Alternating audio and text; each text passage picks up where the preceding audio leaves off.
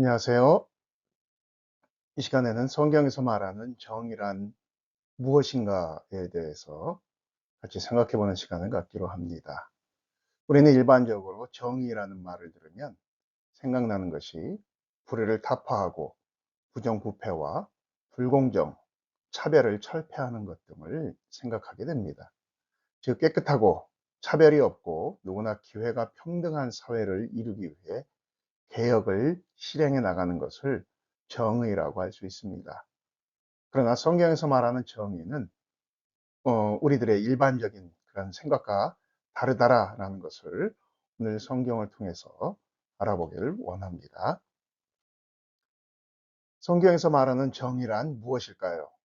결론적으로 말하면 다른 사람에 대한 행동과 관련하여 하나님 보시기에 옳은 일을 행하는 것을 정의라고 할 수 있습니다. 즉 이사야서 1장 16절에서 17절 말씀과 예레미야 7장 5절에서 6절 말씀을 보면 우리가 잘 알 수 있습니다. 사람이 보기에 옳은 일이 아니라 우리의 창조자이신 하나님께서 보시기에 우리가 옳은 일을 남들이 알아주건 그렇지 않건 묵묵히 수행해 나갈 때 하나님께서 기뻐하시는 것이 정의라는 것이죠. 그래서 이 성경에서 말하는 그러한 정의들, 그러한 내용들을 계속해서 보게 되면은 우리가 이 이사야서에 보면 선을 배우며 정의를 구하며 학대받는 자를 도와주며 고아를 위하여 신원하며 과부를 위하여 변호하라 하셨느니라, 이런 말씀이 있습니다. 바로 고아와 과부와 나그네, 이런 사람들, 여기에 한 집단을 더 추가한다면 가난한 사람들을 더할 수가 있겠죠. 이들의 공통점이 무엇입니까? 오늘날로 말한다면 사회 취약계층이라는 뜻입니다.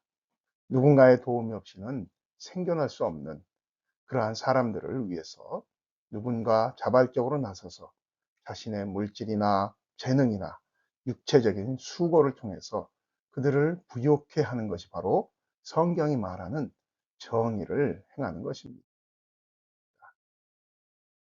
그래서 또한 미가서 6장 8절 말씀에도 보면은 하나님께서 우리에게 구하는 것은 정의를 행하며 인자를 사랑하며 겸손하게 하나님과 함께 행하는 것이라고 우리에게 말씀하고 있습니다. 이처럼 하나님의 관심은 온통 고아와 과부와 나그네 같은 힘든 삶을 살아가는 사람들에게 있음을 성경 여러 곳에서 말씀하고 있는 것입니다. 그것을 히브리어로 이 미시파트라고 말하기도 하죠. 그런 가난한 사람들이나 이런 사람들. 그래서 또한 이 스가랴 7장에도 보면 만군의 여호와가 이같이 말하여 이르기를 너희는 진실한 재판을 행하며 서로 인애와 긍휼을 베풀며 과부와 고아와 나그네와 궁핍한 자를 압제하지 말며 서로 해하려고 마음에 도모하지 말라라고 또한 말씀하고 있습니다. 무슨 말입니까? 사회적인 그런 취약 계층에 속한 사람들을 우리가 외면하는 것은 자비와 자선의 부족이라는 그러한 차원을 넘어서 이 정의를 짓밟는 행위다라는 것입니다. 그렇기 때문에 이것은 또 무슨 말입니까? 우리가 마음속으로 그들을 해하려고 하는, 도모하려고 하는 그것조차도 죄다라는 걸 우리는 알아야 된다는 것입니다. 그래서 성경은 이 가난한 사람들을 특별히 이야기할 때에 그들을 창피를 주거나 그들에게 차별을 하거나 하는 것은 하나님을 모욕하는 것과 같다라고 말합니다. 반대로 연약한 사람들을 돌보고 그들에게 은혜를 끼치면 이것은 곧 하나님을 높이게 되는 것이라고 잠언에서 14장 31절에서 우리에게 말씀하고 있죠. 우리가 잘 아는 시편 23편 3절에도 보면은 하나님께서는 자기 이름을 위하여 의의 길로 인도하시는도다라고 말씀하고 있습니다. 무슨 말입니까? 우리 그리스도인들이 어, 하나님을 위해서 하는 그러한 모든 선한 일들, 그런 것들은 누구의 이름이 높아지는 것입니까? 하나님의 이름이 높아지는 것입니다. 그것이 곧 정의라는 것입니다. 또한 그러한 모든 일들을 행할 때에 주시는 은혜를 우리는 여러 사람들을 통해서 볼 수가 있습니다. 제가 여러분들을 한 사람을 좀 소개를 하려고 합니다. 제가 이제 이분의 책을 읽고 참 많은 은혜를 받았고 참 감동도 많이 받았습니다. 이 하형록 목사님이라고 하는 분이신데, 이분은 미국의 그 유명한 그 건설 회사의 그 설계 회사의 회장님이시죠. 근데 이분은 그 자기가 그 30대 중반에 갑자기 이 심장에 문제가 생겨가지고서는 병원에 입원을 하게 되고, 결국은 새로운 심장을 이식을 받아야만 살 수 있는 그러한 사람이었습니다.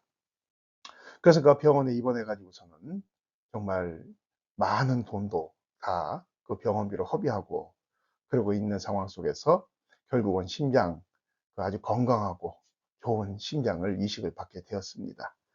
근데 내일 심장을 이식받게 되었다면은 오늘 저녁에 이제 그 심장 수술을 할 담당 의사가 이분을 찾아와서 이제 이것저것 체크하는 중에 그 의사 선생님이 그냥 지나가는 말로 뭐라고 말했냐면은 미스터 하, 당신 바로 옆방에는 당신하고 똑같은 O형에다가 모든 것이 당신과 똑같은 조건의 한 여자가 입원해 있습니다.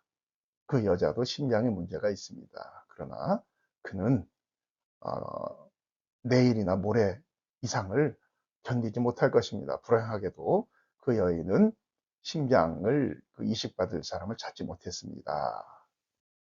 근데 이 의사는 그냥 차트를 보면서 그냥 공교롭게도, 그러니까 그 전날 아마 헬기로 이송을 해서 왔었나 봐요. 그 헬기 소리 때문에 아마 이 하영록 목사님도 그 소리를 다 듣고 그랬던 것 같기도 하고, 그래서 그 사실을 알았던 것 같습니다. 그런데 그 말을 듣자 이 미스터 이분의 마음속에 하나님이 주시는 그런 거룩한 부담감이 있었던 것 같아요. 그러면서 물어봤답니다. 그러면 저는 이식 수술을 안 받으면 며칠까지 살 수 있습니까? 예, 당신은 한 일주일은 버틸 수 있고, 약물로 더 이렇게 치료를 하면 한 달까지는 버틸 수 있을 것입니다. 그 말을 듣자 자기도 모르게 제가 받기로 했던 그 심장을 그 여인에게 주십시오, 이렇게 이야기를 했답니다. 그러자 이 의사가 깜짝 놀라며, 내가 지금 이 이야기를 한 건 당신에게 그런 의도로 한 게 아닙니다. 부담감을 주려고 한 게 아닙니다. 어떻게 하다 보니까 또 그런 여인이 와서 그냥 얘기한 겁니다. 당신은 부담 갖지 마십시오, 이렇게 의사가 간곡하게 이야기했지만, 이 하영록 목사님은 하나님 주신 그 마음이 자기 가운데 있었기 때문에 그렇게 어, 결정을 하고 그 여인에게 먼저 주라라고 했답니다. 그래서 결국은 그 여인이 심장을 이식을 받아서 살아났습니다. 이 이야기가 그 병원에 다 퍼졌어요. 얼마나 참 놀라운 일입니까? 자기도 죽을 수 있는데. 그런데 정말 의사가 예견한 대로 그 한 달에 가까워오자 막 이 사람에게 이제 미스터 목사님에게 이제 비상이 걸린 겁니다. 이제 혼수 상태가 오고, 그래서 그 병원은 이 사람만은 살려야 된다. 자기가 받을 심장을 다른 사람에게 준 사람이기 때문에 이 사람을 살려야 된다 해서 막 어떻게 백방으로 알아봐서 간신히 심장을 하나 얻었는데 불량 심장이었습니다. 40대의 알코올 중독자 심장. 그나마 그거라도 끼워 넣어 가지고서는 간신히 살 수가 있었던 거예요. 그때부터 이분은 하나님 앞에 헌신을 하고 서약을 하기를, 제가 앞으로 하는 그 모든 비즈니스는 정말로 다른 사람들을 돕는 그러한 일들을 통해서 하는 일을 하겠습니다 해서, 그때부터 이분이 자기 주차장 안에서 컴퓨터 몇 대 갖다 놓고서는 그 창업을 시작을 해서 결국은 나중에 굉장히 크게 창업을 하게 되고, 지금은 굉장히 성공한 CEO로 또한 목사님으로 세계를 돌아다니면서 하나님의 귀한 그 복음을 전하고 있는 걸 보게 됩니다. 그런데 그때 받았던 그 심장이 6년 후에 또 문제가 생겨서, 그냥 불량심장을 받았기 때문에, 그래서 다시 이식을 받는데, 그때는 10대에 아주 건강하고 깨끗한 그러한 심장을 이식을 다시 받으셨다고 합니다. 성경에 보면은 긍휼히 여기는 자는 복이 있나니 그들이 긍휼히 여김을 받을 것이며 라고, 우리가 이 팔복의 말씀을 우리가 잘 알게 되죠. 그와 마찬가지로 여러분, 우리가 누군가를 긍휼히 여겨서 그 사람에게 도움을 주게 되고, 그 사람을 그 사람의 필요를 내가 대신 채워주면은 하나님께서는 그걸 그냥 넘겨두시지 않는다는 겁니다. 하나님은 굉장히 치밀하신 분입니다. 그리고 정확하신 분입니다. 그렇기 때문에 내가 누구를 긍휼히 여겨서 그 사람을 돕게 되면은 내가 도운 것에 얼마나 많이요? 성경에 보면은 30배, 60배, 100배의 그러한 어, 보상을 해 주시는 걸 볼 수가 있습니다. 그래서 성경은 뭐라고 말합니까? 주는 자가 복되다라고 말하고 있어요. 그래서 누가복음 6장 38절에도 보면, 주라 그리하면 너희에게 줄 것이니 곧 후히 되어 누르고 흔들어 넘치도록 하여 너희에게 안겨 주리라. 이거는 여러분 그냥 예수님께서 지나가는 말로 하신 말씀이 아닙니다. 이건 우리에게 주신 약속의 말씀인 것입니다. 이 약속의 말씀을 우리는 허투루 그냥 한 귀로 듣고 한 귀로 흘려보내는 그러한 일이 없어야 됩니다. 그러한 사람은 굉장히 어리석은 사람입니다. 예, 이제 마지막으로 저의 작은 간증 하나만 하고 마치기로 하겠습니다. 얼마 전입니다.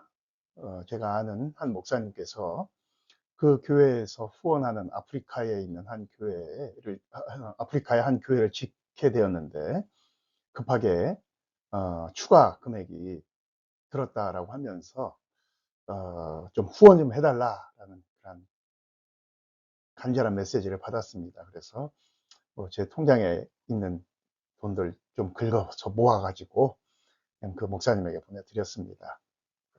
그런데 그 일이 있고 나서 얼마 안 됩니다. 지난 주일 새벽에 저희 아내가 저에게 참 심각하게 이야기를 하는 걸 이야기를 했습니다. 당신이 알고 있는, 그러니까 제 아내가 알고 있는 지인이 그날 새벽에 거금의 그 돈을 보내줬다는 거예요. 그분의 그 말에 의하면 자꾸 하나님께서 저희에게 그 금액을 보내라라고 자꾸 말씀을 하셔서 부담감이 생기고 해서 보내주셨다라는 겁니다. 물질을 흘려보냈다라는 거예요. 그래서 깜짝 놀랐습니다. 금액을 보니까 우리 하나님 정말 정확하신 분입니다. 저희가 그 교회에 보냈던 그 금액의 딱 100배의 보상으로 흘려보내 주셨습니다. 제가 이런 말씀을 드리는 것은 뭐 돈 놓고 돈 먹기 한다라는 그런 개념으로 말하는 것이 아닙니다. 하나님께서는 어딘가에게 누군가를 긍휼히 여기고, 특별히 그 하나님 나라를 위해서 물질을 흘려보내고 할 때에는 나중에 하나님께서 그에 대한 보상으로 성경에 나와 있듯이 30배, 60배, 100배 하나님은 배수의 그러한 복을 허락해 주시는 걸 볼 수가 있습니다. 그래서 여러분, 왜 그러느냐 하면은 그 잠언 말씀에도 보면은 겸손과 여호와를 경외함의 보상은 재물과 영광과 생명이니라라고 말씀하는 걸 볼 수가 있습니다. 즉 하나님께서는 당신의 이름을 높이는 자, 당신의 그 영광을 드러내는 자에게 가장 쉽게 주시는 것이 물질이고, 그 다음에 그 사람을 영화롭게 해주고, 또한 생명도 연장시켜 주시고 하는 것을 볼 수가 있다라는 것입니다. 이것이 하나님 나라의 정의라는 것이죠.